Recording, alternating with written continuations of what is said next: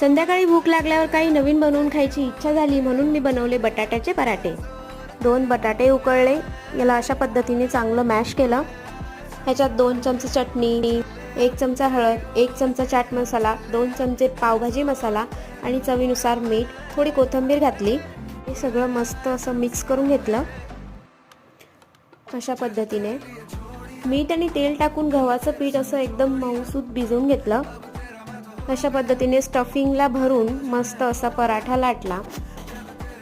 अशा पद्धतीने पराठाचं स्टफिंग भरलं की तो पराठा फाटतही नाही। आणि आता पराठ्याला छान साजूक तूप लावून शेकून घेतलं। यम्मी असा पराठा छान फुलला आहे। अगदी सोपे असे बटाट्याचे पराठे तुम्हीही ट्राय करून बघा। चटणी सोबत पराठे खायला खूप यम्मी लागतात। रेसिपी आवडली असेल तर यम्मी किचन्सला सबस्क्राईब करा, बेल आयकॉनला क्लिक करा